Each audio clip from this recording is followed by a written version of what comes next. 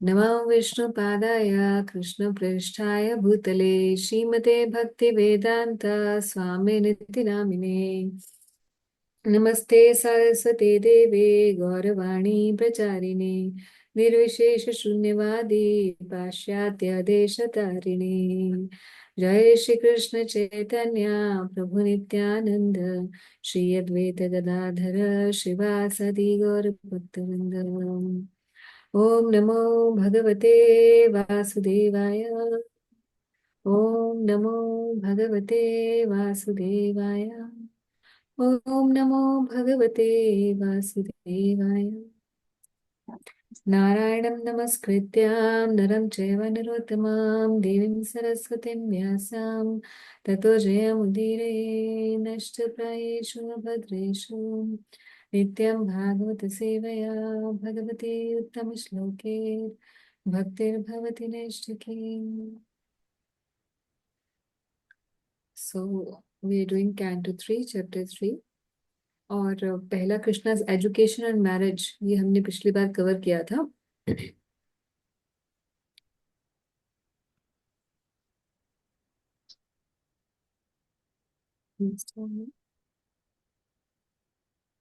तो ये हमने पिछली बार डिस्कशन किया था, फर्स्ट जो पोर्शन है। आगे श्लोक नंबर 10 से आज हम लोग करेंगे ये सेक्शन में कि भगवान ने कुरुक्षेत्र के युद्ध में कैसे दुष्टों का संहार किया, और साथ ही साथ बाकी और भी द्वारका पे भी में भी जो भी बहुत सारे और खतरे आए उनको भी कैसे ये भगवान की थोड़ी वॉरियर वाले सेक्शन है 10 to 15, कृष्णा द वॉरियर।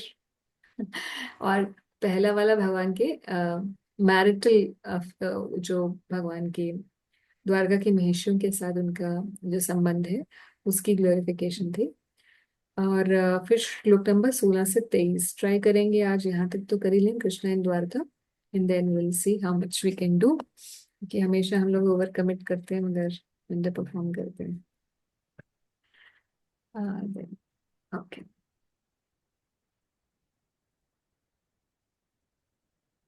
श्लोक number 10।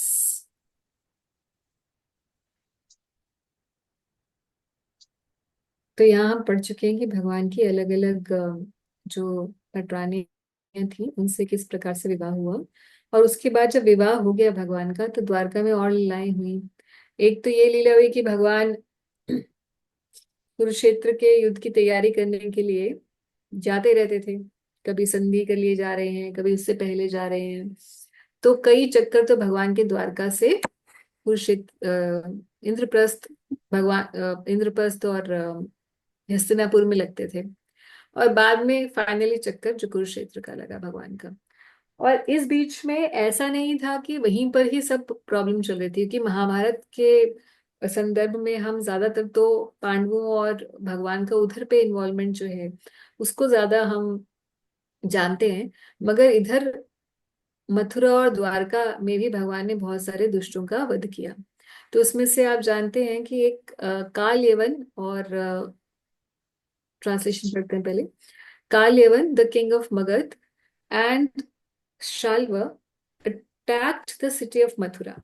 But when the city was encircled by their soldiers, the Lord refrained from killing them personally, just to show the power of his own men. तो भगवान ने ये तीन स्थितियां ऐसी हुई जिसमें भगवान ने स्वयं जो है खुद से नहीं मारा इनको। हालांकि शाल्व को बाद में भगवान ने खुद से ही मारा, मगर उनसे युद्ध अपने परिजनों से करवाया। तो आप जानते हैं काल यवन का ये सब पढ़ा हुआ है, कोई बताएगा क्या कथा है? एनीबडी हु रिमेम्बर्स काल यवन को किस प्रकार से भगवान ने वध किया था? माता जी वो मुनि थे, मुझे उनका नाम याद नहीं आ रहा। मुनि? अच्छा, ये मुचकुंद महाराज थे, जानते हैं आप? यस यस यस माता है जी, ना? यस। तो मुचकुंद फंसा था महाराज, तो। क्या कौन थे मुचकुंद महाराज?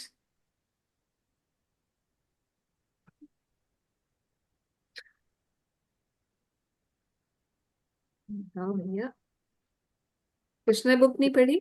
हम लोग गए थे माता जी। हम्म।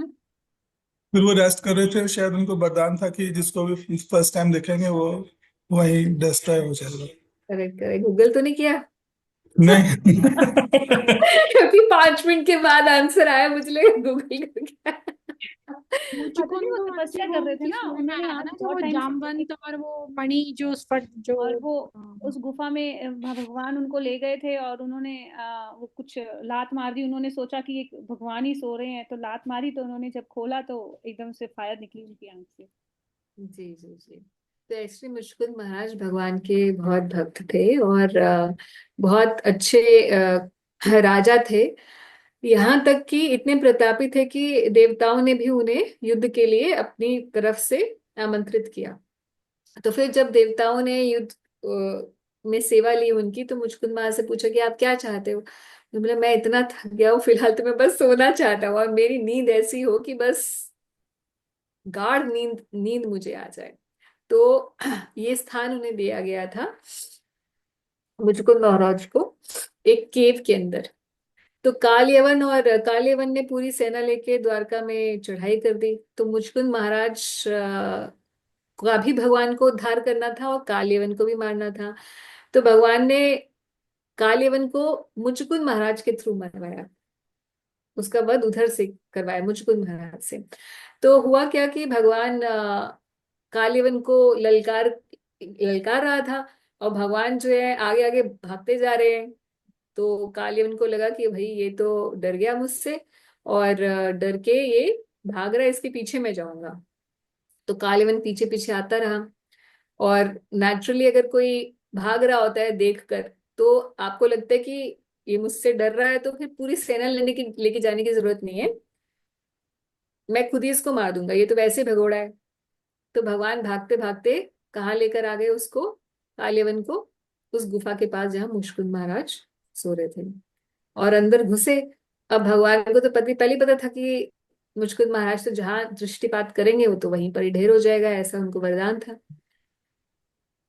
और खुद साइड में जाके खड़े हुए भगवान, ताकि उनके ऊपर दृष्टि ना आए। खुद तो साइड में जाके खड़े हो गए। अब अंधेरा एकदम अंदर घुसा वो कालेवन। तो उसने सोचा कि और बोला, अच्छा मुझसे डर के तुम यहाँ आके सो गए हो? तो बस उसकी चिल्लाने की आवाज इत्यादि से सुनकर मुचकुंद महाराज उठे। उठते ही देखा एक क्या कालेवन, कालेवन तो वहीं पर ढेर हो गया। और फिर भगवान को उसने देखा कि अरे ये पास में तो मेरे ठाकुर खड़े हुए हैं, मेरे इष्ट हैं। वे भगवान को प्रणाम किया, और फिर उन्होंने देखा कि ये तो पूरा ऑलमोस्ट एक युग ही बीत चुका था, जिस युग से वो थे वो युग डिफरेंट हो चुका था। फिर भगवान ने वहीं पर ही उन्हें आशीर्वाद देकर मुचकुंद महाराज का उद्धार किया, और इधर कालेवन को भी मार दिया। ऐसे ही मगध नरेश का तो आपने जानते हैं महाभारत से कैसे मरा था। मगध नरेश कौन था? जरासंध, जानते हैं ना? तो जरासंध का वध कैसे करवाया था भगवान ने?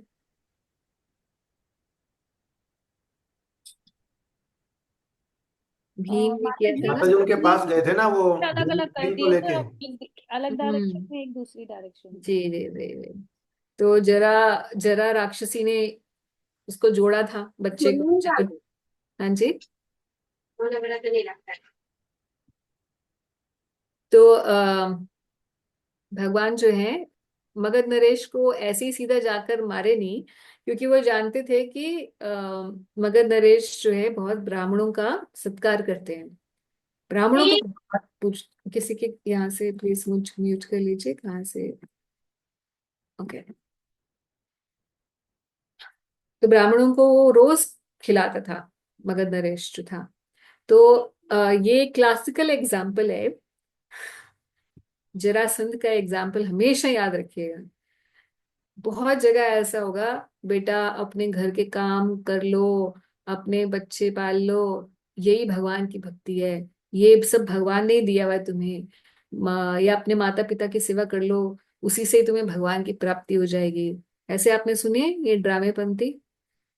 ड्रामापंथी इसलिए बोल रही हूँ क्योंकि इससे भगवान की प्राप्ति नहीं होती।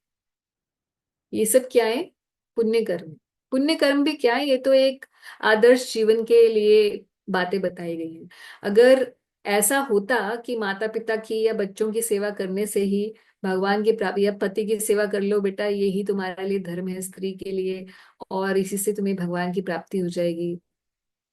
तो फिर ये तो बहुत ही आसान था। आसक्ति तो होती ही है उधर, नेचुरली अपने बच्चों में आसक्ति होती है, कुत्ते बिल्लियों की भी होती है, वो उनकी भी सेवा कर रहे होते हैं, है कि नहीं? तो वो क्यों नहीं भगवत प्राप्त हो जाते? तो ये सब चीजें जो हैं, ये केवल इसी लोक में ऊपर लेके जाने के लिए तरीके होते हैं। और ये सब किस में आता है? वर्णाश्रम में। बहुत अच्छा है, गलत नहीं है कि अपने माता पिता की सेवा करो, या स्त्रियों के लिए पति की सेवा करो, या अपने बच्चों की सेवा करो, या पति के लिए भी अपनी वाइफ की रिस्पेक्ट करना, उसको टेक केयर करना, उस सब चीज। मगर ये सब क्या है? हमें भौतिक देह के अंदर ही रखने के तरीके हैं। बस क्या है, थोड़ा सा पुण्य मिल जाने से व्यक्ति क्या हो जाता है? सोने की रस्सी से बंध जाता है। तीन रस्सियां हैं ना, सतोगुण, रजोगुण और तमोगुण। तो जो ऊपर के लोकों में हैं लोग, वो भी बंधे हुए हैं सतोगुण की रस्सी से। ऊर्ध्वम गच्छन्ति सत्वत्सा, मध्य तिष्ठन्ति राजसा।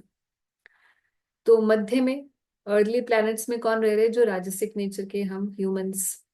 और ऊपर, ऊपर वाले भी बंधे हुए हैं, देवी देवता भी बंधे हुए हैं, ऊपर के लोग भी बंधे हुए हैं, तपोलोक के लोग भी बंधे हुए हैं। बंधे क्यों हुए हैं? क्योंकि इतना सत्वगुण है।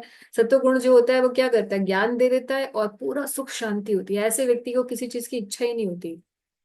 इतनी इच्छाएं खत्म हो जाती है कि उसको लगता है यहाँ पे क्या गड़बड़ है, कुछ भी तो नहीं है, भगवान के धाम जाऊं चाहे यहाँ रहूं, एक ही बात है मेरे लिए। जो तपस्वी होते हैं वो सोचते हैं बस मुझे अपूर्व शांति मिल गई यहीं पर ही। तो ये भी एक रस्सी है, पुण्य की भी एक रस्सी है। ऐसे ही मगध नरेश का क्यों क्लासिकल एग्जाम्पल है। ये जरासंध जो था, ये ब्राह्मणों को इतना पूजता था, इतना पूजता था।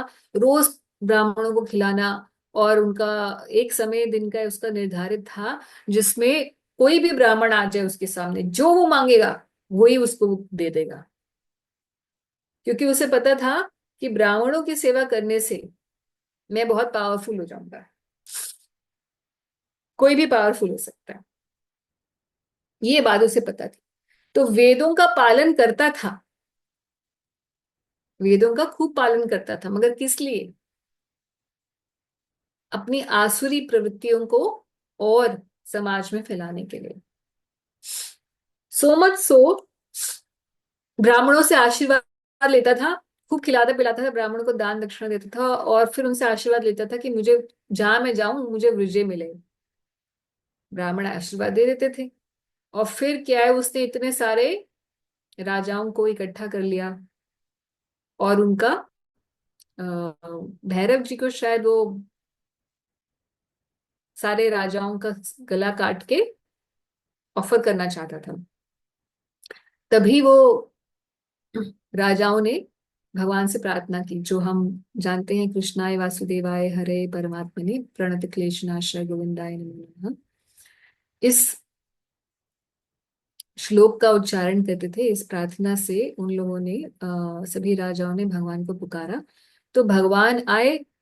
और वो चाहते तो मगध वाले को, इसको तो 17 बार हरा ही चुके थे भगवान, आप जानते हैं जरासंध को।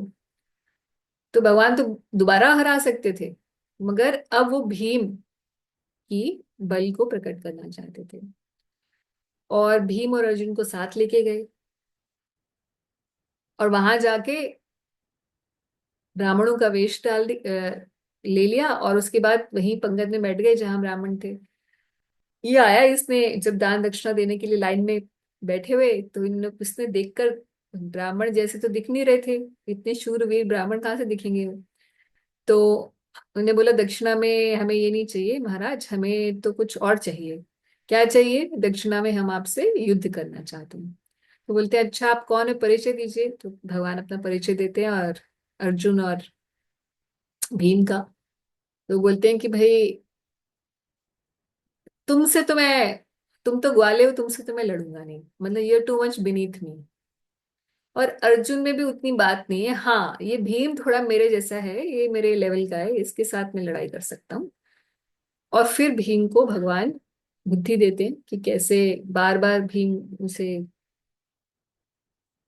उसका वध करने की कोशिश करता है। फिर भगवान बुद्धि देते हैं कि कैसे आप इधर उधर दोनों तरफ जरासंध का जो संधि हो रखी थी उसके शरीर को टुकड़ों में बांटते हैं। और उसके बाद क्या होता है कि जो जरासंध का बेटा होता है वो बहुत डर जाता है कि अरे मेरे इतने प्रतापी पिताजी अभी अभी बिल्कुल ठीक ठाक थे और अभी सब गया। अब वो सोचता है कि मुझे भी मार डालेंगे। तो भगवान बोलते हैं कि वो अच्छा व्यक्ति, वो अच्छा लड़का था, राजकुमार जो था, उसको ही भगवान मगध का राज्य सौंप के और बोलते हैं कि अब आप यहाँ पे राज्य करो और ब्राह्मणों का यहाँ पर अहित नहीं होना चाहिए किसी भी तरीके से, और जितने राजा हैं जिनको बंदी बनाया गया था उन्हें मुक्त कीजिए।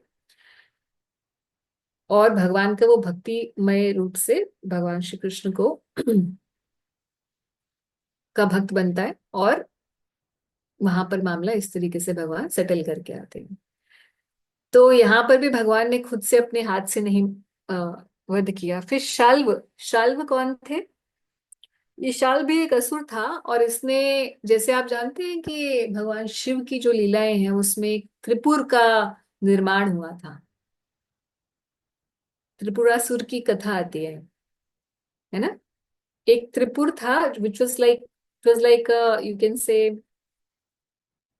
it was like a big plane, but it was almost like a city, huge, massive airplane, which was so much protected कि उसको कोई भी, वो असुरों ने उसको अ, भगवान शिव से ही ब्लेसिंग्स लेकर कंस्ट्रक्ट किया था स्पेस में, स्पेसशिप जैसे। और उसे कोई भी उसके अंदर आ नहीं सकता था। उसका जो नाश था वो केवल महादेव कर सकते थे। तो आप जानते हैं, जिन्होंने कहीं कहीं देखा होगा, कहीं पढ़ा, आपने सुना होगा।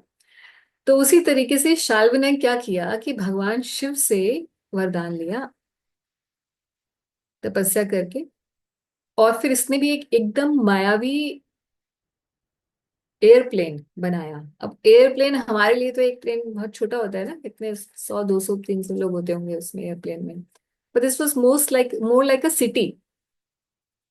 और इतना इल्यूजन था उसके अंदर, तो कभी तो वो दिखाई देता था, कभी वो नहीं दिखाई देता था, कहीं भी वो विमान चल सकता था, किसी भी स्पीड से चल सकता था। और ये विमान लेकर ये आ गया कहाँ पर? अब ऊपर से कोई अटैक करेगा तो it becomes very easy to attack. तो वे द्वारका के नगर पे आकर उसने आक्रमण करना शुरू कर दिया। इधर भगवान गए हुए थे राजसूय यज्ञ जो इंद्रप्रस्थ में युधिष्ठिर महाराज का राजसूय यज्ञ करवाने के लिए। तो पीछे से अब प्रद्युम्न, अनिरुद्ध इत्यादि सभी जो भगवान के शूरवीर बेटे थे, उन्होंने शल्व के साथ बहुत घमासान युद्ध किया। मगर फिर भी इस युद्ध में ऐसा जरूर हुआ कि भगवान को वहां पे आ, लगा कि अब द्वारका पे संकट है, मुझे जाना ही होगा। तो भगवान यहाँ प्रकट हुए और फिर शाल्व के साथ बाद में जाके खुद युद्ध किया। अंत जो है भगवान का, भगवान ने स्वयं अपने हाथों से शाल्व का किया। और इसकी भी कथा बड़ी अच्छी हीरोइक है, आप कृष्णावतार में पढ़ सकते हैं, बेसिकली श्रीमद् भागवतम में ही है। और प्रभुपाद ने इसका शायद नाम दिया डिलीवरेंस ऑफ शाल्वा ऐसे करके। और इस युद्ध में भगवान के सब अस्त्र निकलते हैं, सारंग धनुष निकालते हैं भगवान, और इसके जो एयरप्लेन होता है इसका, उसको अपने गदा से तोड़ देते हैं। तो धनुष भी निकलेगा, गदा भी निकलती है भगवान की, और चक्र से फिर उसको, इसका नाश करते हैं। तो इस प्रकार से भगवान ने just to show the power of his own man he refrain from killing them personally. तो इस तरीके से भगवान ने अलग अलग का असुरों का वध किया। और भी of kings like Sambar, Dvivida, Bana, Mura, Balvala and many other demons such as Dantavakra, some he killed himself and some he caused to be killed by others। जैसे द्विविड़ जो मंकी था, आप जानते हो, एक गोरिल्ला था द्विविड़, उसका बलराम जी ने वध किया। जो कि रामलीला में वो भगवान के ही तरफ से लड़ा था, मगर फिर किसी कुसंग की वजह से वो कृष्ण लीला में आके भगवान के एंटी हो गया। ऐसा भी बहुत सारा, देखिए जीवात्मा जो है, कभी हम ये सोचते हैं कभी हम सोच सकते हैं कि भगवान राम के लिए की तरफ से जो युद्ध किया हो, वो अगले युग तक आते आते एक ऐसा व्यक्ति बन जाए कि भगवान को इससे युद्ध करके उसे समाप्त करना पड़े। तो इसीलिए कोई भी आश्वस्त होके मत बैठिएगा, आज हम डिवोटी हैं तो आगे हम डिवोटी ही रहेंगे। कुसंग जो है इतना इतना ज्यादा प्रभाव डाल सकता है हमारे अंदर। ये द्विवेद की का जो ये लीला है, इससे हम समझते हैं कि कुसंग का इतना प्रभाव हो सकता है कि भगवान का निजी पार्षद, उनकी तरफ से लड़ने वाला, उनकी सेना में लड़ने वाला व्यक्ति, अब भगवान को सेना उसके लिए लिखरानी करानी पड़ रही है। तो इसलिए ऐसे कभी ना सोचें कि माया हमें टच नहीं कर सकती। You can always, nobody is spared by Maya. हर तरफ से माया हमें, हर तरफ से हमें घेर रखा है माया ने। बिल्कुल जैसे उल्टी नदी चलने वाला काम है। तो किसी भी क्षण किसी का भी हो सकता है। कोई ग्लोरीफाई कर रहा था गुरु महाराज को। One devotee was glorifying Guru Maharaj in the Vyasa Puja, and he said, "Oh, Guru Maharaj is so glorious." Ab devotees, the disciples are supposed to glorify like this. That's wonderful. Nothing against him, but he was saying that हमारे गुरु महाराज कभी, हमारे गुरु महाराज को माया touch भी नहीं कर सकती है, वैसे बहुत सारी चीजें ही was speaking। तो गुरु महाराज ने उनको रुकवाया, नाम नहीं लूंगी डिवोटी का, रुकवाया उनको उनकी व्यास पूजा ऑफरिंग को। और फिर गुरु महाराज ने माइक लेके बोला कि ऐसा कोई नहीं है इस दुनिया में जिसको मैं टच नहीं कर सकती। So always be cautious. जब तक आप ये शरीर नहीं छोड़ेंगे, तब तक आपको ध्यान रखना है कि हर क्षण आपको ध्यान रखना है कि माया आपको टच कर सकती है। तो गुरु महाराज जब अपने लिए ये बोल रहे हैं, तो हमारे लिए सोचिए क्या, हम तो है ही माया में। बट गुरु महाराज ने स्पेसिफिकली, मैंने पहली बार देखा कि किसी को गुरु महाराज ने व्यास पूजा ऑफरिंग देते रहते रुकवा के फिलोसफिकली करेक्ट किया। सो इस प्रकार से भगवान ने बहुत सारे असुरों का वध किया, और उसके बाद फिर जितने बच गए उन सबको कहाँ इकट्ठा कर लिया? कुरुक्षेत्र में। तो कुरुक्षेत्र का युद्ध करवाकर भगवान ने अधिकतर जितना भी आसुरी प्रभाव था पृथ्वी से हटाया। So then, O Vidura, the Lord caused all the kings, both the enemies and those on the side of your fighting nephews, to be killed in the battle of Kurukshetra. All those kings were so great and strong that earth seemed to shake as they transferred the warfield. तो इतने ज्यादा सेना थी, आप सोचिए कि इतने, हम बोलते 64 करोड़ लोग मरे महाभारत के युद्ध में। तो इतने तो सैनिक थे ही। आज की डेट में मुझे नहीं पता सारे सारे कंट्रीज की जितनी भी आर्म फोर्सेस हैं मिला ली जाए तो 64 करोड़ बनेगा कि नहीं बनेगा पता नहीं है। हमारे इंडिया की आर्म फोर्सेस मिल मिल के कितनी है? 14 लाख की कोई फिगर बताई जाती है ना, आर्मी और एयरफोर्स और ये सब मिला के। तो आप सोचें कि पूरे वर्ल्ड में अगर उस हिसाब से देखा जाए तो क्या 64 करोड़ बनेगा? आई डोंट नो, रफ फिगर भी वहां तक नहीं पहुंचती है। और उस समय का देखा जाए तो कितने लोग यहाँ इस कुरुक्षेत्र के, ये तो मरे मरे वाले हैं, है ना, ये कितने मरे हैं? 64 करोड़। तो इतने आसुरी जो प्रभाव था उसको भी भगवान ने खत्म किया। तो ये भगवान के जो अलग अलग लीलाएं हैं उनको एक्सप्लेन करते हुए भगवान का जो आने का प्रयोजन है, पवित्राणाय साधुनाम और विनाशाय च दुष्कृताम। तो दुष्टों का विनाश क्या क्या कैसे किससे किया भगवान ने, और अपने साधु जनों पर किस प्रकार से कृपा की, ये सब बता रहे हैं। फिर उसके बाद दुर्योधन दुशासन का जब अंत हुआ तो भगवान को लगा हाँ अब my mission has been accomplished. Duryodhan was bereft of his fortune and duration of life because of the intricacy of the ill advice given by Karna, Dushasan, and Subal. When he lay on the ground with his followers, his thighs broken, although he was powerful, the Lord was not happy to see the same. Just imagine, भगवान ही है जो सारी एक तरीके से cause of all causes, है ना। हम कहते हैं कि भगवान हर कारण के कारण है।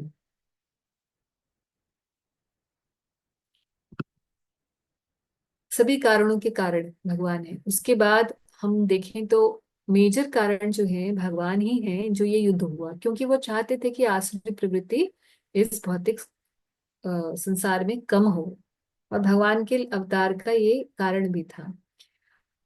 तो भगवान को तो खुश होना चाहिए था जब दुर्योधन वहां पड़ा हुआ था, तो जब दुर्योधन की टांग टूटी हुई थी, जो कि उन्होंने ही तुड़वाई थी बोल के, राइट, उसके बाद तो फिर ऐसे टूटी हुई टांग को लेकर जो बैठा हुआ था, तो भगवान को देख खुश होना चाहिए था या दुखी होना चाहिए था? What do you think? क्या होना चाहिए था? माता जी खुश होना चाहिए था। है ना, क्योंकि लॉजिकली तो हमारा माय मिशन अकम्प्लिश्ड, राइट। मगर भगवान खुश नहीं थे।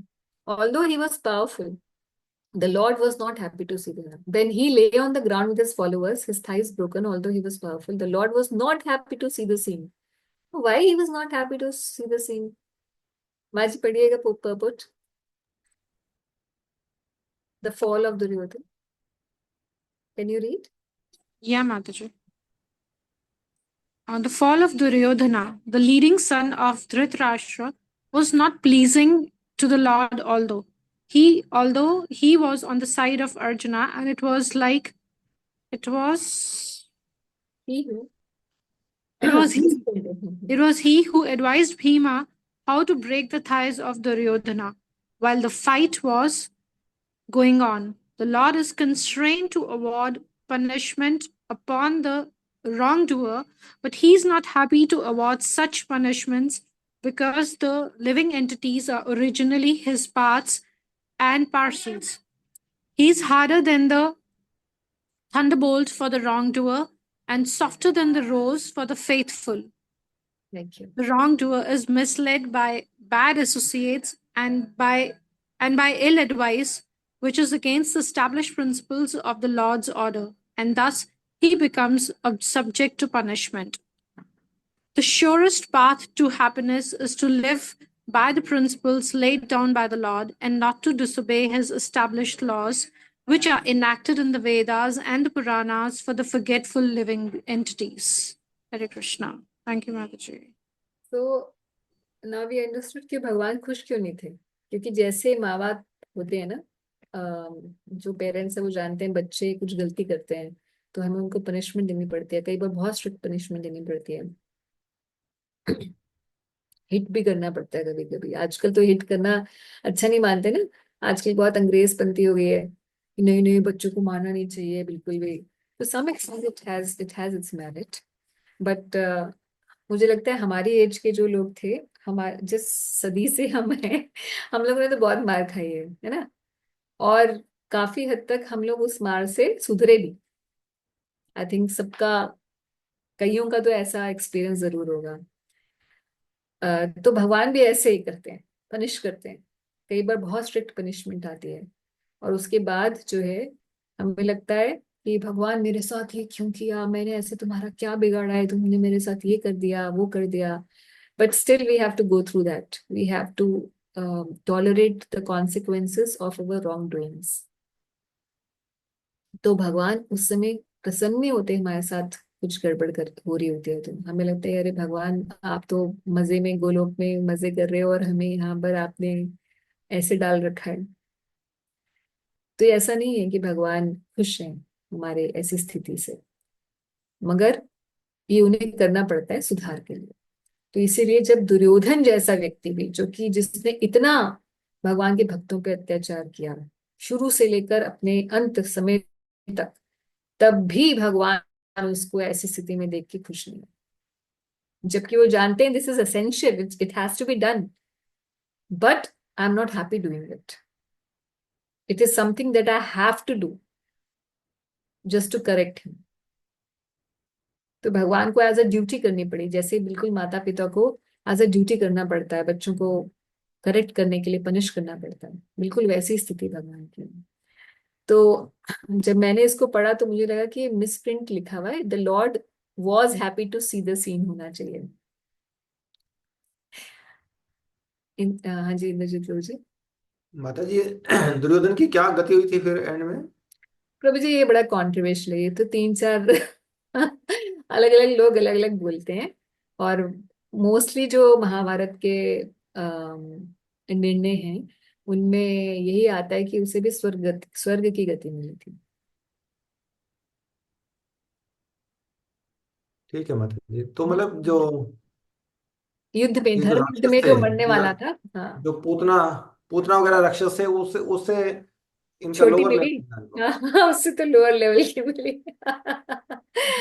मगर फिर भी हम सोचे ना कि अरे स्वर्ग की गति मिल जाना, ये तो आम जनता में तो हम लोग सोचते हैं स्वर्गीय वो किसी मंदिर में जाओ तो वो लगा रखे होते हैं ना उन्होंने, ये पत्थर, हम ये ईंट, ये पत्थर, ये स्वर्गीय फैन। स्वर्गवासी। है ना, हमारे पूज्य पिताजी स्वर्गवासी XYZ के लिए हमने लगाया, पूरे खानदान का नाम लिखा होता है। तो स्वर्गवास भी ऐसा माना जाता है कि पता नहीं क्या ही हो गया। और यहाँ तो हम देख रहे हैं कि दुष्टों को मिल जा रहा है, धर्म युद्ध में लड़ने वाले दोनों दोनों तरफ के लोगों को स्वर्ग की प्राप्ति होती है। इसीलिए दुर्योधन की ऐसी गति बताई गई। फिर माता जी अगर हम अपने पर्सपेक्टिव से देखें, बट दे वर, मन ठीक है, they couldn't recognize God as Krishna as God, hmm. But they were so fortunate to be in front of God, to see God, तो इसीलिए मे भी शायद उनको स्वर्ग गति मिली कि वो कृष्ण को देख पा रहे थे, भले समझ ना पा रहे हो, बट दर्शन तो हुए ना उनको कृष्ण के। हाँ, that's one perspective to see that. और भीष्म देव भी बताते हैं इसी तरीके से, एक्सप्लेन करते हैं, भागवत में ही आता है, हमने पढ़ा था फर्स्ट कैंटो में। भीष्म देव कहते हैं कि भाई सबको, जितने भी वहां थे युद्ध भूमि में, उन सबको इसीलिए ही गति मिली ऐसी, क्योंकि भगवान के दर्शन उन्होंने किए अंत समय, मरते समय पर उन्होंने दर्शन किए भगवान के। यस मैम जी, भीष्म स्तुति में कहते हैं कि जितने सोल्जर्स थे उस युद्ध में, all of them were liberated just because they could see Krishna. Yeah, but liberated, then that's a question whether they were liberated in the sense that we consider liberation to be, or they were just liberated from, being a demon and then they went to the higher planets. Liberation is a subjective term then. Yeah. So definitely we can say कि भगवान का दर्शन मात्र से उन्हें लाभ तो हुआ ही होगा। ऐसा तो कोई नहीं है कि भगवान के दर्शन के सानिध्य में आए और उसे लाभ ना, बट कितने तक का लाभ हुआ होगा ये नहीं पता, ये नहीं कह सकते। हाँ, इसमें यहाँ पर भी इसका मतलब भाव, आपने भगवान के दर्शन किस भाव से किए उससे भी बहुत फर्क पड़ता है ना। वो तो है ही है डेफिनेटली, बट हम देख रहे हैं ना, जैसे पूतना बिल्कुल इल इंटेंशन के साथ आई, मगर हम्म। क्योंकि उसने माता का धर्म निभाया, हम्म। इसीलिए उसे मातृगति मिली। अब दुर्योधन जो है वो, उसका बिल्कुल डिफरेंट केस है। He was envious of Krishna, just like Kamsa was envious, but hmm. Kamsa was killed directly by the hands of Krishna. Hmm. So he got another liberation, he got liberated. हम्म। मगर यहाँ पर दुर्योधन को भगवान अपने हाथों से नहीं मारा। हम्म। सो बहुत चीजों का डिफरेंस है। राइट। राइट। थैंक यू माता जी।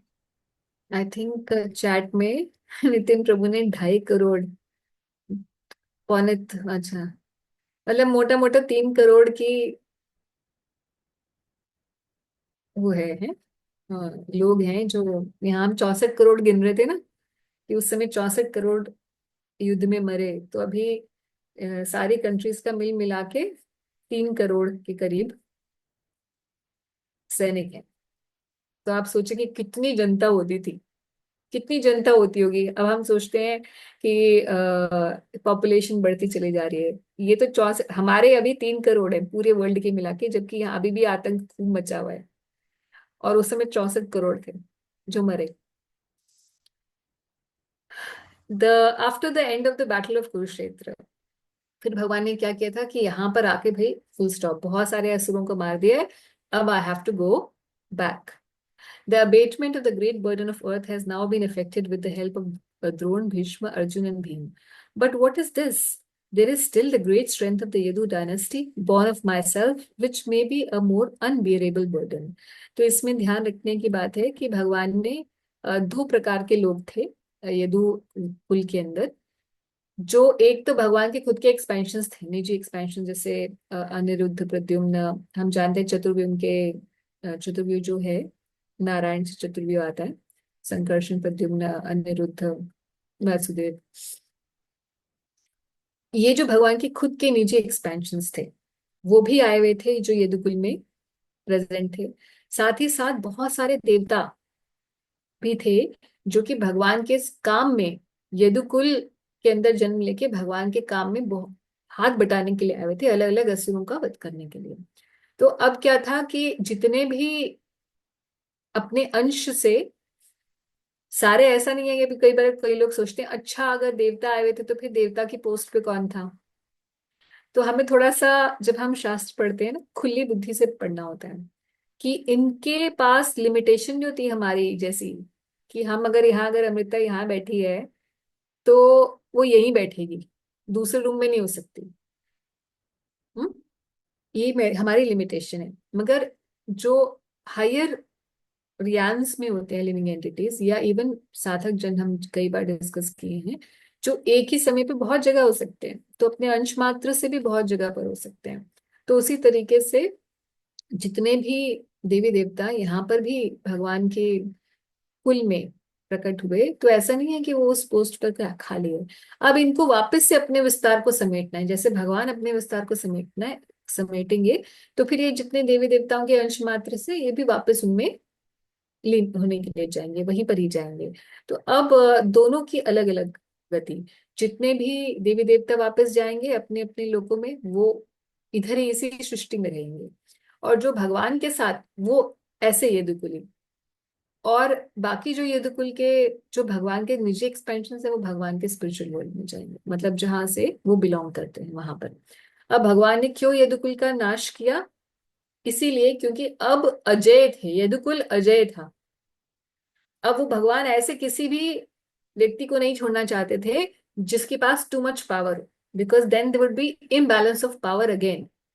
पहले असुरों के पास बहुत पावर थी, उन सबको हटाया तो वो आसुरी पावर का नीचे कर दिया, उस बैलेंस को नीचे किया। तो दोनों ही आसुरी पावर और जो दैवी पावर्स हैं, दैवी शक्तियां और आसुरी शक्तियां, दोनों का बैलेंस चलता है इस यूनिवर्स के अंदर।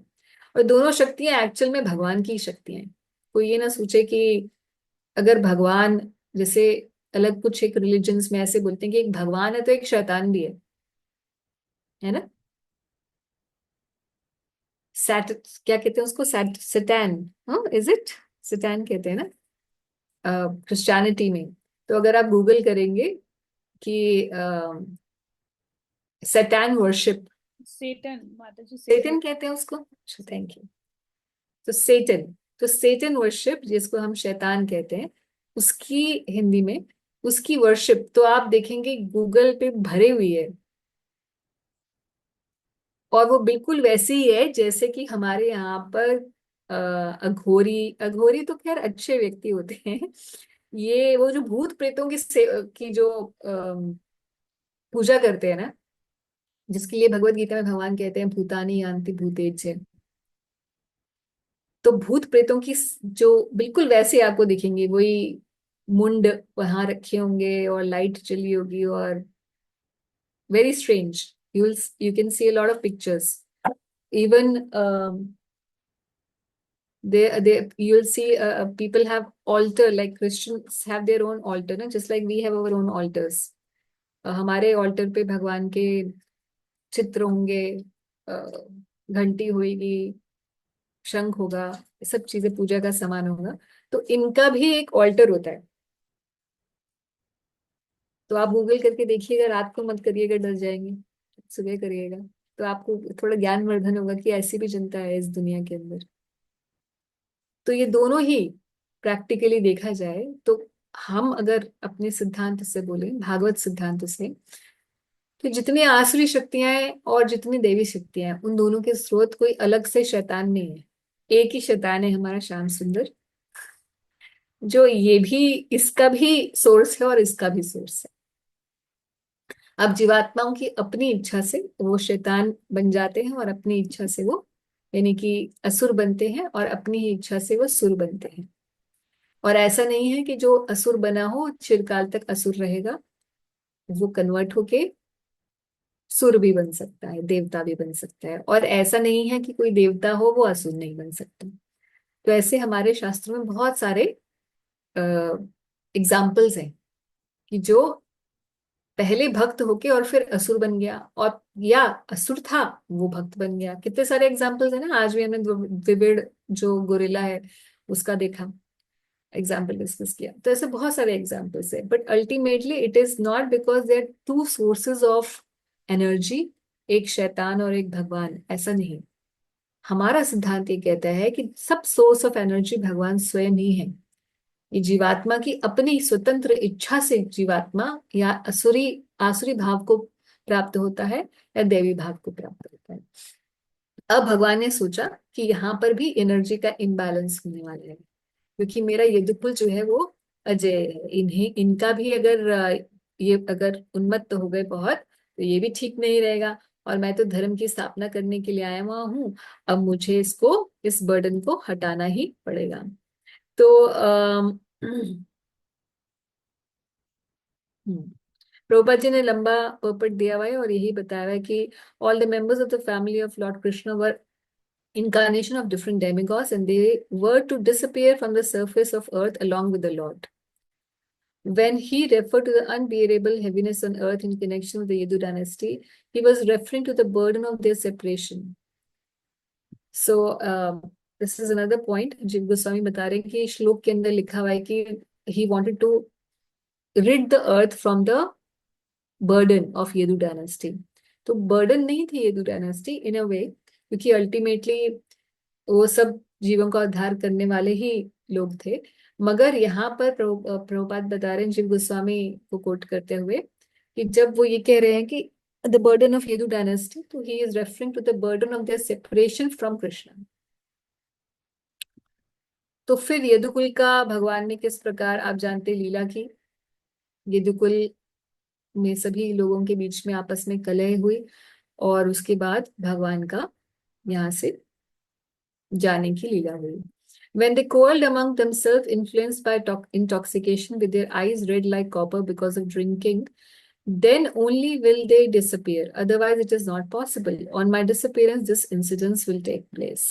तो भगवान ने ही अपने घर में युद्ध करवाया है। ऐसे भी बहुत लोग होते हैं, फिर भगवान पे इस बात का भी लांछन देते हैं कि ये कैसे हैं,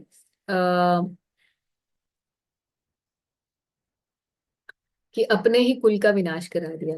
या कुछ लोग ये बोलते हैं कि यदुकुल वाले ऐसे थे भगवान के वंश में कि जो आपस में ही लड़ पड़े, इतने महान थे तो आपस में क्यों लड़े, और संतों का अपराध करके ऐसा हुआ। तो जो भी है, लीला इसी प्रकार से घूमी, भगवान की इच्छा थी। अल्टीमेटली हमें यही समझना है कि भगवान की इच्छा की वजह से ये सारी लीला इस प्रकार से हुई। तो ओके, सो दैट श्लोक। Lord Shri Krishna, thus thinking to themselves, established Maharaj Yudhishthira in the position of supreme control of the world in order to show the ideal of administration on the path of piety. तो भगवान संतुष्ट थे कि महाराज युधिष्ठिर अब पृथ्वी के राजा बन चुके हैं।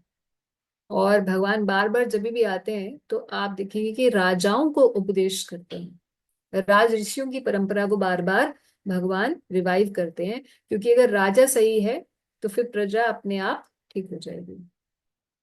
The embryo of the descent of Kuru, who was begotten by the great hero Abhimanyu in the womb of Uttara, his wife was burned by the weapon of son of Drona, but later on he was again protected by the Lord.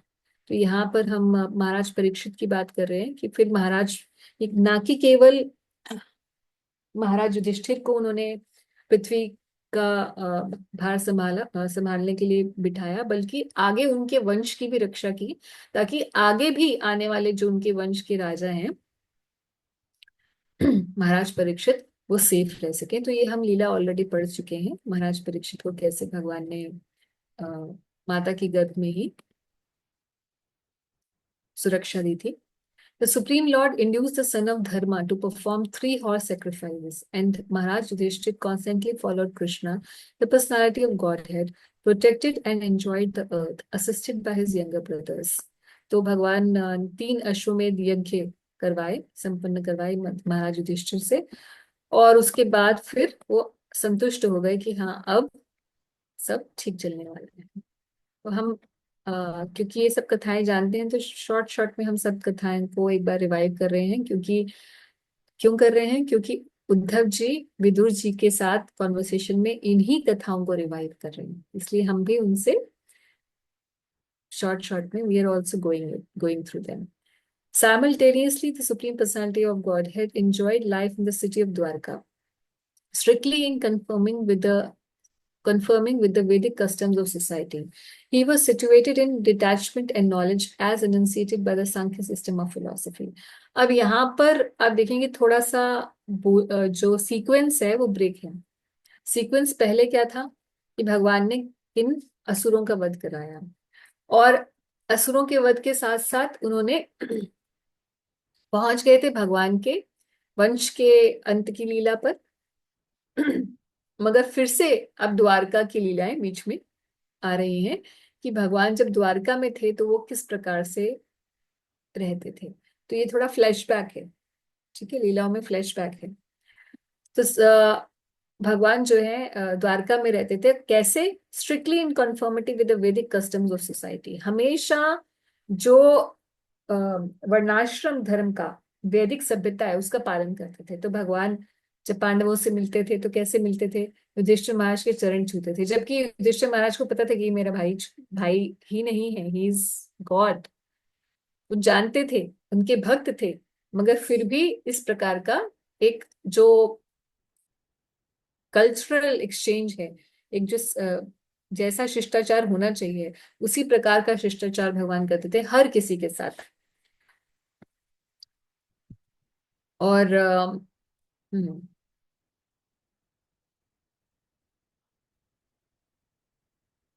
he was there in his transcendental body, the residence of the goddess of fortune, with his with his usual gentle and sweetly smiling face, his nectarian words and his flawless character. Prabhupada बता रहे हैं कि पिछले श्लोक में लिखा हुआ था कि भगवान वहां पर सांख्य फिलॉसफी के साथ की जैसे था वैसा आचरण करते थे, जैसे सांख्य में लिखा है, जैसे वेदों में लिखा है, जैसी सभ्यता में करना चाहिए. और इस श्लोक में लिखा है कि भगवान जो है जो कि श्री के निवास है, श्रीनिवास है, और जिनका वपु जो है वो ट्रांसडेंटल. तो यहाँ पर स्पिरिचुअल एंगल दिया है भगवान को, ट्रांसडेंटल एंगल दिया है. और पिछला एंगल क्या था, जैसे कि धर्म परायण किसी व्यक्ति का एंगल था. तो दोनों ही बिल्कुल ऑपोजिट दिखते हैं. एक ऐसा जिसमें भगवान अपने भगवत्ता, इस श्लोक में भगवान की भगवत्ता बताई है और पिछले में भगवान की कर्तव्य परायणता बताई है. तो दोनों ही चीजों को साइमल्टेनियसली भगवान कर रहे हैं, दोनों में कोई भी विरोधाभास नहीं है. प्रभुपाद इस चीज को बता रहे हैं कि these two things are not at all contradictory.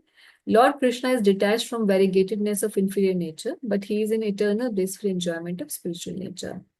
So दोनों श्लोकों का आपस में सामंजस्य कर रहे हैं. फिर बता रहे हैं कि the Lord enjoyed his pastimes both in this world and in other worlds, specifically in the association of Yadu dynasty. At leisure hours offered by night, he enjoyed the friendship of conjugal love with women. तो ये women कोई ऐसी women नहीं, भगवान की अपनी जो स्त्रियां थी उनके साथ. तो बिल्कुल देखने में ऐसा है, इसीलिए श्लोक से पहले बता दी भगवान की भगवत्ता कि भगवान जो श्रीनिवास हैं और श्री के जो है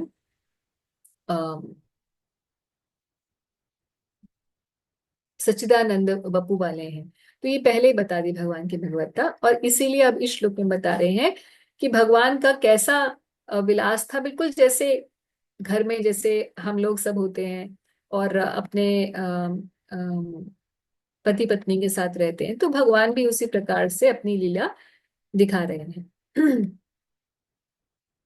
The Lord was thus engaged in household life for many, many years, but at last his detachment from ephemeral sex life was fully manifested.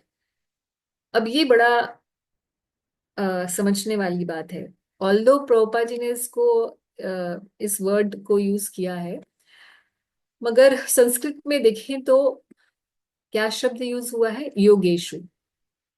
तो भगवान अपनी रानियों के साथ योग में थे.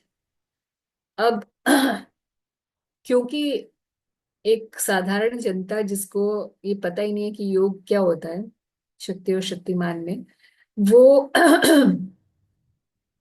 उसके लेवल के लिए जो वर्ड यूज करना है, बस उसी वर्ड को प्रभुपाद जी ने यूज किया। और ये ना सोचेंगे जैसे भाई कोई भोग भोग कर, कोई नॉर्मल जीवात्मा जो होती है भोगता है भोगता है भोगता है, और उसके बाद फिर जब बुढ़ा हो जाता है तो उसको उसमें रुचि नहीं रहती है। ऐसा नहीं है ये। और तो दिखने में ये इसी प्रकार से दिख रहा है। तो even though the lord is never attached to any kind of material sex life, as a universal teacher he remained in household life for many many years just to teach others how one should live in householder life. तो जैसे एक normal जीवात्मा को करना चाहिए, ऐसे नहीं है कि जीवन के अंत में भी जो है उसकी भोग वृत्ति वही है, ऐसा नहीं होना चाहिए। तो भगवान अपने एग्जाम्पल से सिर्फ करके दिखा रहे हैं कि हाँ 16,108 रानियां हैं, मगर फिर उसके बाद फिर भगवान ने उसमें डिटैचमेंट दिखानी शुरू कर दी। So this is just for the example to be taught to the normal people in the world, not that the Lord was first very much attracted to his queens and then he later gave it up. That's not the way of looking at the shloka. तो इसलिए जरूरी है कि आचार्यों के purport पढ़े, नहीं तो सिर्फ श्लोक को पढ़ के लोग सिर्फ रील्स बनाते हैं ना आजकल, ऐसी चीजों को पढ़ के। किसी ने कल मुझे रील भेजी, उसको देखकर मेरा माथा बिल्कुल खराब हो गया कि कोई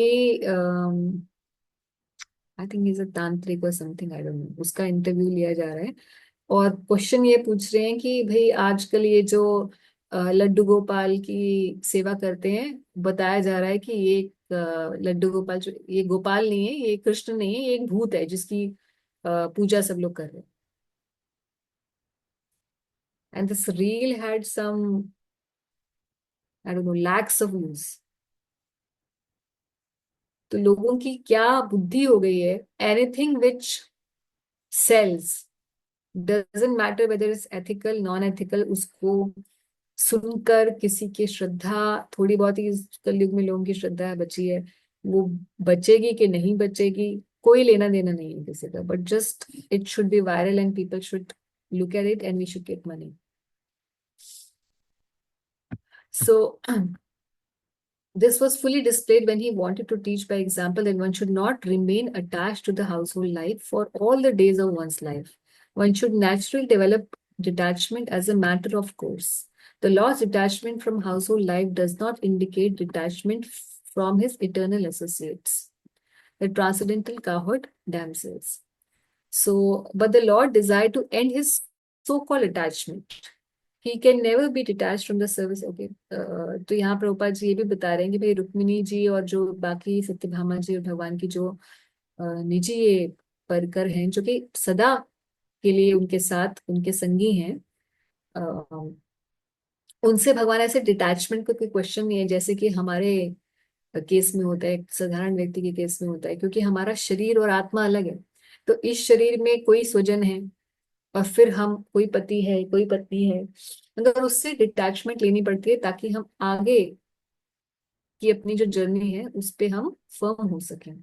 मगर भगवान के लिए ये तो केवल उदाहरण देने के लिए किया, मगर भगवान कभी रुक्मिणी जी और बाकी अपनी जो पटरानियां उनसे अलग नहीं होते, क्योंकि स्पिरिचुअल वर्ल्ड में नित्य रूप से वो विराजमान रहते ही हैं। तो इसीलिए यहाँ पर भगवान इस प्रकार से लीला करने का उनका केवल एक ही उद्देश्य है कि जीवात्माओं को इस प्रकार का मार्गदर्शन देना। What is the time? We have time. Every living entity is controlled by a supernatural force, and thus his sense enjoyment is also under the control of that supernatural force. No one therefore can put his faith in Lord Krishna's transcendental sense activities, but one who has become a devotee of the Lord by rendering devotional service. तो भगवान ये बता ही रहे हैं कि भाई कोई भी भगवान की लीलाओं को समझ नहीं सकता है, भगवान की क्रियाकलापों को कोई नहीं समझ सकता एक्सेप्ट जो भक्त है। नहीं तो उन श्लोकों को जो हमने श्लोक अभी पढ़ा उसको लेके अलग इंटरप्रिटेशन की जा सकती है, और भगवान होने पर भी लोगों को शक हो जाए, ऐसा भी प्रेजेंटेशन की जा सकती है ना, आजकल ऐसे ही होता है। मगर जो भगवान का भक्त है वो भगवान के इन अद्भुत क्रियाकलापों को समझेगा कि भगवान क्यों कर रहे हैं, किस समय पर, और उसका क्या हेतु है। तो without having that correct way of thinking, we should not let's say we should not approach the scriptures. इसीलिए पहले के समय में शास्त्र सबको नहीं पढ़ाए जाते थे। तो अभी क्वेश्चन किया जाता है कि भाई ऐसा क्यों है, समाज में इतना जातिवाद कर दिया, इसी वजह से सबको इक्वल रखना चाहिए। बट सबको इक्वल रखने का तो कभी कॉन्सेप्ट ही नहीं था, ना ही कभी सिर्फ इक्वल हो सकते हैं। एक सोसाइटी में कोई भी इक्वल नहीं हो सकते, हमेशा ये डिवीजन रहेगा ही। कुछ लोग होंगे जो बुद्धिजीवी होंगे, कुछ लोग होंगे जो आसुरी होंगे, कुछ लोग होंगे जो दूसरों को अशांति और अहिंसा, कोई हिंसा वाले होंगे, कुछ अहिंसा वाले होंगे, कुछ होंगे जो क्षत्रिय भाव वाले होंगे, कुछ बिजनेस क्लास वाले होंगे। नेचुरली अभी भी डिवीजन है ये। पहले it was more let's say organized way में था, और इतना कंट्रोल्ड स्ट्रक्चर था कि हर किसी का ज्ञान पर अधिकार नहीं होता था, शास्त्रों के ज्ञान पे। क्योंकि आज की देखा जाए तो शास्त्रों का जो ज्ञान है उस पर किसी भी ऐसे व्यक्ति को सुना दिया जाता है ज्ञान। उसी वजह से हम देखते हैं कि देखिए हर ज्ञान जो है निकल के आया अल्टीमेटली शास्त्रों से। ठीक है, चाहे वो मिसाइल बनाने का ज्ञान हो, चाहे अच्छी चीज के लिए हो या चाहे बुरी चीज के लिए हो, हर ज्ञान निकल के वेदों से ही आया। मगर पहले लोगों का उस पर अधिकार नहीं होता था, हर किसी को ब्रह्मास्त्र की ट्रेनिंग नहीं दी जाती थी। मगर आज की डेट में हर कंट्री के पास मिसाइल है ना। तो इस प्रकार से ज्ञान को सुरक्षित रखा जाता था। क्यों? क्योंकि हर कोई उसका अधिकारी नहीं है। उसी प्रकार से भगवान की जो लीलाएं हैं, स्पेशली भागवतम, उसका हर कोई अधिकारी नहीं है। भागवतम खुले में सबके लिए कभी भी बोली नहीं गई, और ना ही इसका इंटेंशन है कि खुले में सबके लिए बोली जाए। भागवतम के जो कुछ एक जो बेसिक धार्मिक प्रिंसिपल है उनको बताया जा सकता है। ये केवल और केवल भक्तों को, जिनके हृदय में श्रद्धा है भगवान के लिए, जो जानते हैं कि श्री कृष्ण ही परम भगवान है, उनके लिए ही ये भागवतम नाम का ग्रंथ है। नहीं, अगर आपको समझ में आए, कभी अगर आप में से कोई हो या आप किसी को बताएं जो कि ऐसा क्वेश्चन पूछ बैठे, तो आप ये समझिए कि उस व्यक्ति को पहले भगवत गीता जाके पढ़नी चाहिए। उसको यही बोलिए कि पहले भगवत गीता पढ़ो और 11वां अध्याय निकालो, और जहां पर भगवान अपना विश्व रूप दिखा रहे हैं, और जाके जाके समझो कि भगवान है वो, अनंत रूपों में भगवान अपने आप को प्रकट कर रहे हैं, उनकी भगवत्ता को समझो। 10वां अध्याय भगवान के जो विभूति योग है उसको समझो। पहले ये समझ लो, और जब वहां भगवत गीता में कन्विक्शन आ जाएगी ना, तब भागवतम पढ़ना। और जो इसीलिए हम इस्कॉन में ऐसे बोलते हैं ना, ये आपने बहुत रेगुलरली सुना है कि पहले भगवत गीता पढ़िए, फिर भागवतम पढ़िए, फिर चैतन्य चरितामृत पढ़िए, इसी सीक्वेंस में पढ़ना है। So some people are very rigid कि हमें ऐसे ही पढ़ना है जब तक भागवतम नहीं कंप्लीट होगी रमन। बट अगर if you are convinced that yes Krishna whatever he will do, even though it may look like it is against the so called moral laws of the world, because he is God and we are convinced fully that whatever God will do, because he is God, is correct, then we have the adhikar to read these leelas. Even though आपने भगवद गीता ना पढ़ी हो, भागवतम भी शुरू कर दें, और या भागवतम ना पढ़े हो, सीसी शुरू कर दें, तो ये अधिकार तब है, आपकी श्रद्धा पर है। कई लोग आप देखेंगे भगवद गीता पढ़ चुके हैं, भागवतम भी पढ़ना शुरू करते हैं, उसके बाद भी जब ऐसे ऐसे श्लोक आते हैं तो फिर उसके बाद उनके मन में संशय आ जाता है। अगर आप उनमें से ऐसे हैं, कोई आपके मन में कभी ऐसे संशय आते हैं इस तरीके के, तो अपने आप को चेक करिए, अपनी श्रद्धा के लेवल को चेक करिए कि क्या भगवान की भगवत्ता को अभी समझ पाए हैं कि नहीं समझ पाए हैं। क्योंकि एक भगवान का ऐश्वर्य रूप है जो कि भगवान ने 11वें अध्याय में भगवत गीता के विराट रूप में दिखा रहे हैं, या विभूति योग में दिखा रहे हैं कि कण कण में अपनी भगवान विभूतियां बता रहे हैं ना, कि मेरे एक अंश मात्र से मैं इस पूरे जगत को प्रकट कर देता हूँ। एक अंश मात्र से भगवान पूरे पूरे जगत को प्रकट कर रखे। तो ये भगवान की कितनी भगवत्ता है।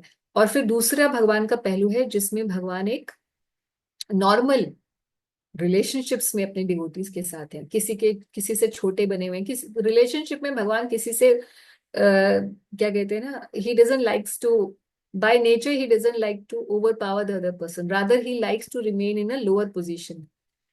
अपने फ्रेंड्स का, जितने भी भगवान के सखा होते हैं उनसे लोअर पोजीशन में रहते हैं, अपर हैंड नहीं रखते कभी भी। अगर पटरानियां हैं द्वारका में तो ऐसे कैसे रहते हैं, हेन पैक्ड हस्बैंड की तरह रहते हैं, जोरू का गुलाम टाइप, है ना, ऐसा हस्बैंड बनते हैं, लोअर पोजीशन रखेंगे अपने। और अपने अर्जुन इत्यादि के साथ हैं तो कैसे हैं कि अर्जुन भी उनका उपहास कर लेते, तभी तो अर्जुन बाद में जब देखते हैं तो बोलते हैं अरे भाई मैंने तुम्हारा उपहास कर दिया, मुझे क्षमा करो।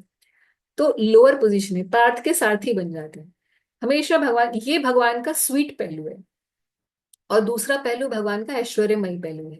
अगर भगवान के स्वीट पहलू में, भगवान का जो पर्सनल सेल्फ है, अगर उसमें हमें कोई लीला या कोई संबंध समझ नहीं आता तो इसका मतलब ये है, या उसमें क्वेश्चन मार्क आता है हमारे दिमाग में, दैट मीन्स कि हमें अभी पहले भगवान की भगवत्ता वाले जो पहलू है उसको और अच्छे से पढ़ने सुनने समझने की जरूरत है।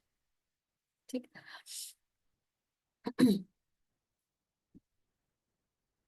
So, I think we will just stop here today.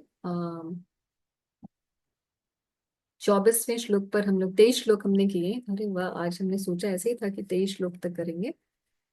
Is it 23 श्लोक हमने सोचे थे। माता जी आज की क्लास थोड़ी हैवी थी। नहीं, I think it was very light class. पिछली class It was very light. If a सुंदर foolish अच्छी थी, like me बहुत could understood it. Sorry, If a foolish like me could understand it, तो बहुत ही light class थी. नहीं नहीं नहीं नहीं। समझ तो आ रही थी माता जी, पर बहुत चीजें थी।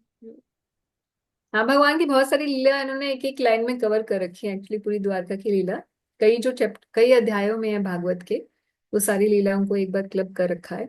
सो अब ये कंप्लीट होने वाला है और 4-5 श्लोकों के अंदर जो हम देखेंगे कि भगवान की द्वारका लीला समाप्त होंगी। और ये जो दोनों चैप्टर्स हैं जिसमें विदुर जी और उद्धव जी के बीच में जो संवाद चल रहा है, वो that will come to an end, that will come to a conclusion, and then the philosophy will start. क्योंकि अभी लीलाएं चलती जा रही है, उसके बाद फिर फिलोसफी शुरू होगी, क्योंकि मैत्री मुनि और विदुर जी का आपस में संवाद होगा।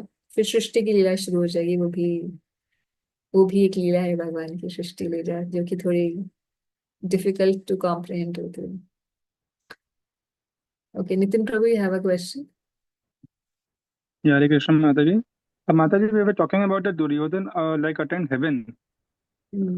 But in Canto 1, I think so Bhishma Dev was saying in chapter 9 and shloka number 39 that everyone attained their original Swarupa. So what was the original Swarupa of Duryodhan? No, when you say like original Swarupa, so which means like everybody got liberated, right? They went beyond this cycle of birth and death, no? That's what वहां पे मेरे ख्याल से जो शब्द use हुए हैं, as far as I remember, liberation वाला पॉइंट यूज हुआ है। एक्चुअली कृष्णा बुक में भी मैंने पढ़ा था, पर मेरे को वो मिल नहीं रहा मैंने कहाँ पे पढ़ा था, बिकॉज वहां पे भी शायद it was clearly mention that everybody like attain liberation. शायद से Brahman realization is what they had अब गॉट। इसमें नहीं, ये मैं बताऊं प्रभु जी, अलग अलग जगह पर अलग अलग पढ़ेंगे, इसीलिए मैंने कहा कि महाभारत के बहुत सारे वर्जन हैं और उसमें हर जगह अलग अलग चीज मेंशन्ड है।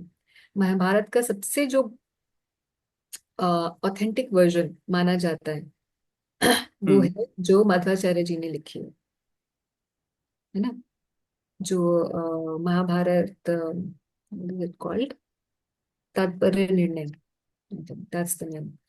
तो माध्वाचार्य जी की, जो क्योंकि माध्वाचार्य स्वयं कौन है, भीम है, he is the incarnation of Bhim, right? So he was already there, and what we understand from that is that they all attained swarga.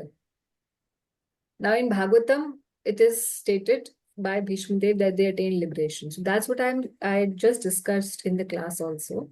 When we say that they attained liberation, so liberation can be used in multiple sense. जैसे मैं ये बोलूं आज मेरा year and closing हो गई, बहुत hectic था, now I feel liberated. Okay, so कोई Liberation can be used in a halka sense also. So not necessary that they will go to Brahma Jyoti. Some of them may, depending on how they perceived Krishna. As far as Mahabharat is concerned, जो भी versions Mahabharat के हैं उनमें हम देखते हैं कि जब पांडव जाते हैं वापस स्वर्ग में, तो देखते हैं कि वो ये सब पहले से बैठे हुए हैं, दुर्योधन एंड पार्टी, है ना? आप जानते हैं, ये very famous, right? But then if we see from the Bhagavat, then they say कि भाई दे ऑल गॉट गति, मोक्ष के रूप में गति की प्राप्ति हुई। अब कई बार ऐसा भी है कि it can be that the living entity did get the moksha, but they went first to a different loka and then they attain मोक्ष।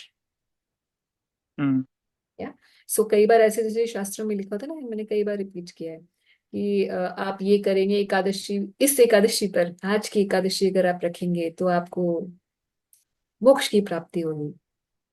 तो जो रख लेता है तो क्या उसे मोक्ष मिल ही जाता है? या आप पुत्रदा एकादशी रखेंगे तो आपको पुत्र की प्राप्ति होगी। तो हजारों लोग रखते हैं पुत्रदा एकादशी, मगर नहीं होती, नहीं होती पुत्र की प्राप्ति। तो उसका क्या मतलब है? इसका मतलब है you keep doing it, you keep doing it, eventually at some point, maybe in some life, you will get a son. Because हम तो लाइफ को एक लाइफ एज अ, बस अब और 40 साल 50 साल समझते हैं, बट भगवान के लिए वो नहीं है। The universe is seeing your journey, है ना? Total journey, right? हाँ, तो दे विल गेट लिबरेटेड। जो भगवान के लिए मंदिर बनाएगा उसे क्या है, भगवान के धाम की प्राप्ति होगी, right? Correct, yes it is true, but इसी लाइफ में होगी नहीं पता। अगर वो, हाँ, अगर वो एक नंबर का मतलब ऐसा होगा, दुरात्मा होगा, और वैसे अपने काले धन से उसने मंदिर बनवा दिया, तो क्या होगी उसे भगवान की प्राप्ति? That's the question. नहीं होगी। मगर उसने जो एक अच्छा काम किया, उसकी वजह से कहीं उसे कभी किसी लाइफ में साधु संग मिलेगा, जिससे उसमें परिवर्तन आएगा, जिसके बाद वो भजन करेगा और नाम जप करेगा, और उसके बाद फिर उसे मुक्ति मिलेगी। सो शास्त्र की उक्ति सही है, मगर आज नहीं होने वाली। अगर इतना ही सस्ता होता भगवान के धाम जाना, तो हम लोग सुबह उठ के 4 बजे अपनी मालाएं क्यों घसीट रहे होते, राइट? कहीं से चोरी वोरी बैंक में करते, डाका वाका डालते, एक मंदिर बना लेते। So it's not like that. तो इसीलिए जब ये सब इस टाइप की चीजें आती है ना शास्त्र में, शास्त्र में जब इस टाइप के सेक्शंस आते हैं, तो we have to take it with a pinch of salt. मतलब we shouldn't take it like literal sense, because then it becomes very difficult to read and comprehend. क्योंकि कहीं कुछ लिखा होगा, कहीं कुछ लिखा होगा, तो हमें लगेगा कि एक भक्तों को मैंने देखा, फिर वो बोलते हैं अरे शास्त्र में तो कुछ भी लिख देते माँ जी, इसमें कुछ और लिखा है, उसमें कुछ और लिखा है। तो आप समझ ही नहीं पा रहे हो, जो क्रिएशन है वो तो चिरकाल से चल रही है। कभी भगवान वराह ब्रह्मा जी की नाक से आ रहे हैं, कभी ऐसे ही प्रकट हो जा रहे हैं। तो यहाँ ये लिखा है, यहाँ वो लिखा है, और फिर वो बोल देते हैं कि, फिर लोग बोलते हैं कि जहां पे भी हम क्वेश्चन करते हैं तो कि ऐसे क्यों और उस लीला में वैसे क्यों, तो आप बोले तो कल्प भेद से ऐसे। ये थोड़ा हर जगह यही लगा देते हो कल्प भेद वाला। सी, अनंत काल से भगवान की सृष्टि चल रही है, और अनंत काल से हो सकता है इस सृष्टि से पहले वाली जो सृष्टि हुई होगी उसमें भगवान का वैसे अवतार हुआ हो, या उसमें जब दुर्योधन की का वध हुआ हो तो वो वहां गया हो, हु नोज। तो शास्त्र जब लिखे जाते हैं, जरूरी थोड़ा ना वो इसी सृष्टि काल के हैं। शास्त्र भी तो इटर्नल है, right? Right, Mataji. And Mataji, like I had one more question. Like I had asked, like on the WhatsApp, हाँ हाँ, um, तो आपने this लिखा था Bharat. ऋषभ देव हाँ, के पुत्र भर, हाँ, I think it is the same, I think it is the same. अच्छा. में है ना ऐसे आश्रम, Hmm. It could be the same because the name is suggestive like that. Okay, because I was reading this Bhagavatam tales, Abhi, uh, the second book of the Bhagavatam tales. So, wherein the story of Bharat Maharaj and Rishabdev is mentioned in that, and there it was mentioned that Bharat Maharaj, after ruling about like 1 crore odd years, then he went to Pula ashram like that. Yeah. So तो फिर I googled it, where it is. So it was showing in Nepal then. yeah. So actually क्या है, because Pulastya मुनि, this place ना near Gandaki, this has been a Yeah, yeah, Gandaki river flows, correct. so this has been a place of saints. हम देखते हैं ना, भरत महाराज जाते हैं फिर वो गंडकी के पास अपना आश्रम बनाते हैं, उसे Hmm. इंद्रकुंद महाराज भी जो जाते हैं वो उधर जाते हैं, बहुत सारे लोग उधर, बहुत सारे जगह पे रेफरेंस आता है इसके इसी एरिया का। तो it was Hmm. Suppose to be a place of tapasya, this whole belt. Okay. उधर से ठीक, क्या right, आता Mataji. है? उधर से की माता जी प्रणाम, हरे कृष्णा। माता जी आपने वो जो आज वानर का एक एग्जाम्पल दिया ना, जो एक जन्म में भगवान की सेवा कर रहा था, अगले जन्म में भगवान को उसका वध करना पड़ा। माता जी भगवत गीता में तो बोलते हैं मेरे भक्त का कभी नाश नहीं होता है। तो उसने नाश, एक जन्म में तो भक्ति करी उसने भगवान की, फिर अगले जन्म में वो डेमन बन गया। ये तो अपनी हमारी इच्छा है, स्वेच्छा है। भगवान के अपने बेटे उसको नरकासुर को देख लो। मगर फिर विनाश कैसे, हम कैसे समझे कि भगवान का वो जो प्रॉमिस है वो कैसे फुलफिल हुआ, कि भगवान ने स्वयं जाके उसका वध किया ताकि उसको गति मिल सके, क्योंकि कभी उसने भक्ति की थी। तो दोनों चीजें चलेंगी, अच्छा और बुरा, क्योंकि वो अच्छा और बुरा दोनों था, उसके साथ अच्छा भी हुआ बुरा भी हुआ। क्योंकि वो भक्त था इसलिए उसको गति मिली, और क्योंकि उसने आसुरी भाव को ग्रहण किया इसलिए उसका वध भी हुआ। माता जी भक्तों के लिए तो बड़ा बड़ा डराने वाला वो है कि मतलब हम जैसे लिखते हैं ना, भगवत गीता में पढ़ते हैं हम, स्वल्पमपि, हम्म। थोड़ी सी भक्ति भी करोगे तो अगले वहां से शुरू होगी नेक्स्ट जन्म में।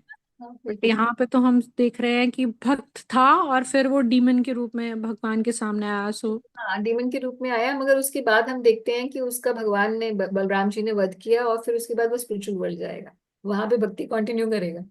उसने भक्ति की, बीच में कुछ उसका एक अवगुण आया, भगवान ने उसको खत्म कर दिया, अब वहां स्पिरिचुअल वर्ल्ड में उसको कैरी ऑन कर दिया। तो उसने जो भक्ति की थी वो कभी विनाश नहीं होगी, भक्ति का कभी क्षय नहीं होता, जितनी कर ली वो आपके बैंक में है हमेशा, चाहे आप इवेंचुअली। ससुर बन जाओ, वो खराब खत्म नहीं होने वाला बैलेंस, ओके।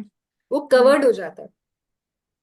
हो सकता है जैसे मान लीजिए कि कोई भक्त है, वो अपराध कर दे, कोई बहुत बड़ा अपराध हुआ, तो अब वो क्या होगा कि वो गलत संग में जाएगा, गलत काम करेगा, हो सकता है for few life times also उसकी भक्ति कवर हो जाए, और उसके बाद फिर से जैसे ही वो उसका प्रायश्चित होगा, उसके बाद वो दोबारा से भक्त बन जाएगा, मतलब दोबारा से इमीडिएटली उसमें ट्रांसफॉर्मेशन दिखेगी।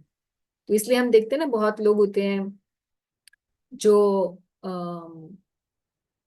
एकदम गलत कामों में होते हैं, एकदम से वो बोलते हैं कि हमने जी उनका प्रवचन सुना और हमने सब कुछ छोड़ दिया, हमने माला ले ली, और पूरा कंप्लीट ट्रांसफॉर्मेशन, राइट। तो इसमें बहुत सारे केसेस ऐसे ही होते हैं जिन्होंने पहले कभी कोई कुछ किया है, भक्ति का अंश है उसमें, और उसके बाद फिर जो है, जैसे ही भक्त के संग में आया और सुकृत फिर से अ, भक्ति की फिर से जो चिंगारी उसमें आई, और इतना टाइम जो उसका कवर्ड रहा, इतने टाइम तक कवर्ड रहेगी भक्ति, और उसके बाद फिर भक्त के संग में आने पर फिर दोबारा से वो भक्ति में इमीडिएटली आ जाता है फुल वाइगर के साथ। और यहाँ पर हम देखेंगे भारतीय जो जनरली होते हैं उनमें क्या होता है, पायस होते हैं। तो आप देखेंगे प्रीचिंग में भी कि जो इंडियंस होंगे वो पायस होने की वजह से वो भक्ति करना शुरू करेंगे, क्योंकि पार्टी होने से भक्ति करना बहुत आसान होता है, क्योंकि पार्टी के बहुत सारे यानी कि पुण्य कर्मों का और भक्ति का कुछ कुछ आपस में, कुछ लेयर्स आपस में टच करती हैं, जैसे दान करना, अच्छे काम करना, है ना, राइट, इस टाइप की चीजें। तो वहां पर लोग जुड़ जाते हैं, पुण्यात्माएं जुड़ जाती हैं, मगर वो स्पिरिचुअल नहीं बन पाते। दानी तो बहुत सारे हैं, हमारे मंदिरों में दान करने वालों की संख्या तो बहुत है, इतने भक्तों की संख्या नहीं है जितने दान करने वालों की संख्या है। और उन भक्तों में भी अच्छे भक्तों की संख्या और कम है, जो एक्चुअल में भगवान को अपना गोल बना चुके हैं कि मेरे जीवन में और कोई गोल नहीं है, सिर्फ यही गोल है, ये संख्या और कम है। तो हार्ड कोर स्पिरिचुअलिटी ऊपर ऊपर जाते जाते, ये जैसे पिरामिड होता है ना, नीचे बहुत सारे डोनर्स, सुकृत आत्माएं, फिर उसके बाद भक्त और कम, फिर अच्छे भक्त, फिर और अच्छे भक्त, फिर एकदम जो टॉप मोस्ट वाले और कम होते चले जाते हैं। बिल्कुल ऐसे है। तो भक्ति कभी भी खत्म नहीं होगी, कवर ही होगी। एंड दैट डिपेंड्स ऑन कि कितना सीवियर किसी ने गलत संग किया या कितना सीवियर उसने ऑफेंस किया, उसके ऊपर है। पश्चाताप हुआ कि नहीं हुआ, प्रायश्चित किया कि नहीं किया उस अपराध का, ऐसे। Right, Mataji. Thank you, Mataji. Hare Krishna. So, shall we break for today? 2:18, ठीक है। So thank you very much. Srila Prabhupada की जय, श्रीमद् भागवतम की जय। थैंक यू माता जी, हरे कृष्ण।